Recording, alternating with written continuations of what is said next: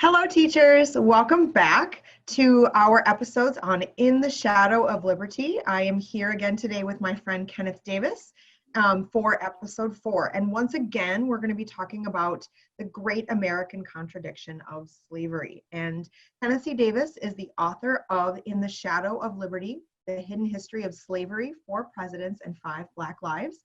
My name is Jessica Ellison, and I am a teacher educator at the Minnesota Historical Society. Today for episode 4, The White House is Burning. We're going to be talking about President James Madison and the burning of the White House and the enslaved people who worked and lived with him in Washington, D.C. But I am going to step back and I am going to ask Ken to jump in and tell us a little bit more about James Madison. Hello, Ken. Hello, Jessica, and hello, teachers. It's a great pleasure to be with you again. And this is another extraordinary story of extraordinary human beings. And we always have to remember that history is not about dates and battles and speeches. It's certainly about that, but it's really about real people doing real things. And this is one more of those perfect examples. When I set out to write about slavery, the great contradiction, I really wanted to find a way to humanize the story, to put a human face on something that we too often speak of in terms of amendments and proclamations and those big fancy words. But this is essentially a human story, and this is another great case of it, because now we have the story of a young boy, 10 years old, who's taken to the White House by James and Dolly Madison to serve as an enslaved valet in the White House as a 10-year-old child. It's an astonishing idea to us. I mean, especially if you have a 10-year-old, as many of us have had or do have, the notion that you'd dress up a 10-year-old child in fancy livery and have them tending to you in the White House is really an extraordinary picture. But that is the story of Paul Jennings, who was enslaved and born in Montpelier, the James Madison family home in Virginia. So James Madison, the father of the Constitution, he also thought slavery was doomed, not unlike some of our other leaders. So what were Madison's views about slavery? This is, again, the heart of this great contradiction. Here is the man who probably is more responsible than any other single individual for the creation and the formation of the American Constitution, the United States Constitution, in the summer of 1787. The idea was really Madison's. He brought all the research there. He had spent months researching republics throughout history, and he really came prepared to put forward this plan for a new government. Of course, he was a slaveholder, like George Washington, the man who presided over the Constitutional Convention in Philadelphia, 1787, like Thomas Jefferson, who at that time was in France as the minister of the American government, then under the Articles of Confederation. So this was, again, the heart of this great story, that this country, founded in 1776 on the ideas of all men are created equal, then coming together in 1787 to create a more perfect union, was driven by slavery. And of course, Madison, as a slaveholder, had to preside over, and he didn't preside, but he had to shepherd through this Constitution where slavery was going to be a big issue. I think we've talked about it already, the importance of the 3/5 compromise that allowed enslaved people to be counted under the census as a person, but only 3/5 of the person, and what an enormous advantage that conveyed to the slaveholding states like Madison's Virginia. So Madison realized, like the others, like Jefferson and Washington, that slavery was a contradiction to what he stood for, what he believed, but it also conveyed a great political advantage to his state and the slaveholding states, and he understood that and realized it. And that is why, as we mentioned earlier, 4 of the five first presidents are slaveholders from Virginia.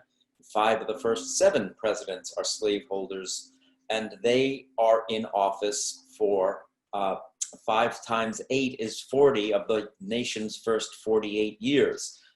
An extraordinary influence on the development of the country. And so that is why we cannot separate slavery from the beginning of the foundation of the Republic.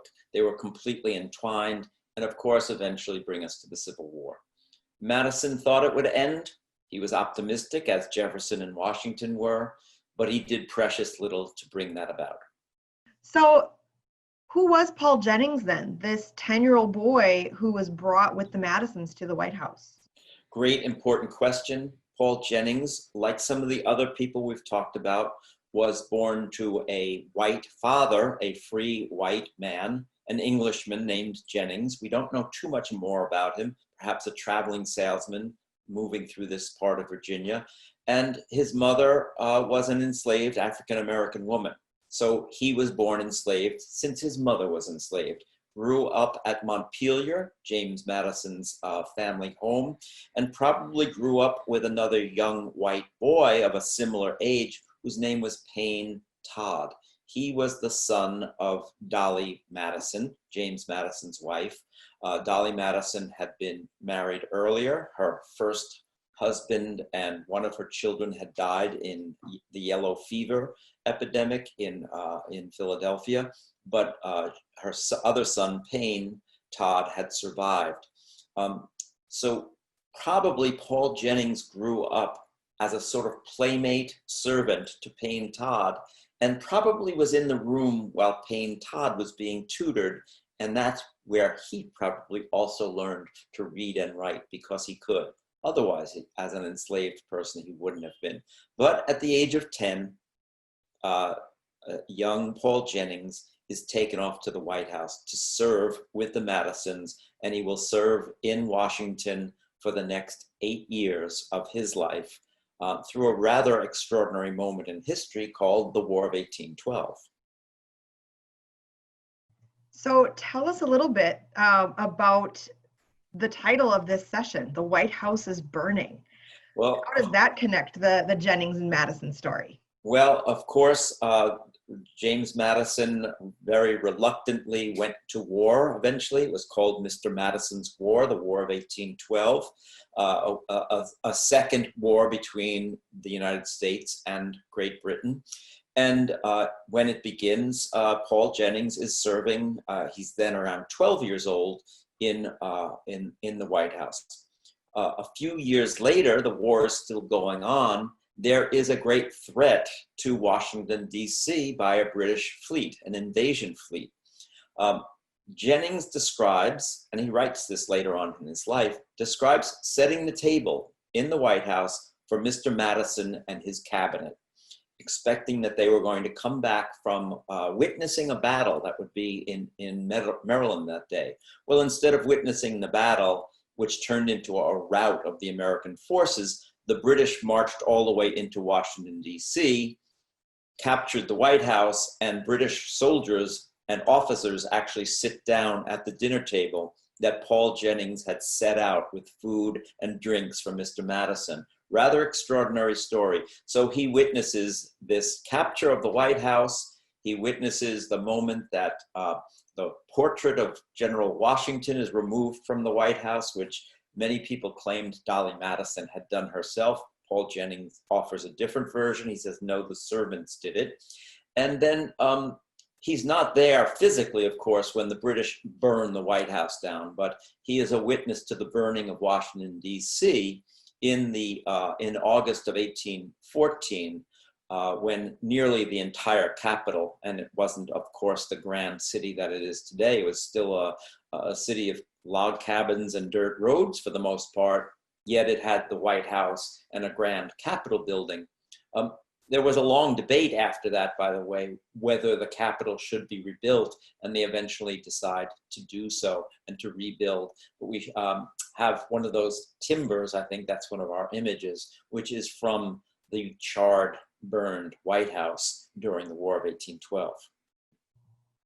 What a remarkable experience for a young man. And the fact that he was able to record his thoughts many years later is such a gift to historians. It really is. Paul Jennings had a long life. He described being in the room when James Madison dies. What an extraordinary witness to history. He had seen the burning of the White House. He had seen the Madisons through their life and the rest of their term in the White House and in Washington as president, because they actually moved out of the White House, which was uninhabitable. And then he goes back to Montpelier with an aging James Madison and serves him to the end of Madison's life, and is actually standing there as he dies. The rest of his life is troubled because Mrs. Madison was kind of broke, partly because that same son of hers, Payne Todd, had a gambling and a drinking habit and went through a lot of the Madison wealth, which wasn't very large. Mrs. Madison, Dolly Madison, ends up selling off an awful lot of the enslaved people. Paul Jennings had claimed that James Madison promised him his freedom and Dolly did not give it to him at first. She actually rents him to President Polk when Polk comes into office in the 1850s. So he actually does a second term of service as an enslaved man to a second president in the White House in the 1850s. Again, an extraordinary story. He is able to eventually buy his freedom. He's actually working in the patent office in Washington, D.C., and describes his life to a fellow worker there who says, you have to write this story down. And indeed he does. And so that becomes the first actual memoir of anyone who'd ever worked in the White House. And it is the memoir of a person who was enslaved in the White House. A reminder, once again, that this nation, conceived in liberty, was born in shackles, that slave labor built the country and literally built the White House. It's an incredible story, and I'm so thankful that we have some primary sources so we can keep these stories alive. And let's take a look at some of these primary sources. And I love the use of this timber, as Ken mentioned, because I think we don't use objects enough in our teaching of history, and objects can tell such incredible stories. So here on the screen we have Paul Jennings, the larger portrait on the right, and then James Madison in the middle. And if you'll recall the last episode, I suggested a discussion of the portraits of the president and the enslaved person. And that's another activity you could certainly do here. Again, a photograph and a painting and the clothing that they're wearing. But I want to suggest another activity as well. What does this piece of wood mean to both James Madison and Paul Jennings? How would both of them tell the story of this timber, which was retrieved? It was part of the White House that had been burnt, part of the White House that was built by enslaved hands. So have your students take on the persona of either James Madison or Paul Jennings and have them write a biography of this object from that perspective. And that will really give students the idea of, the White House is this grand symbol, but the White House was also, as Ken says, built into the fabric of our country, which was built upon enslaved labor. So that's an activity that you can use for any type of historical object that really makes these pieces from history sing. As always, we have our resources, which includes links to all of these primary sources and others, bit.ly/S shadow, L liberty. And if you have any questions, please feel free to send me an email at jessica.ellison@mnhs.org. And thank you for joining us again, and we will see you back for episode 5.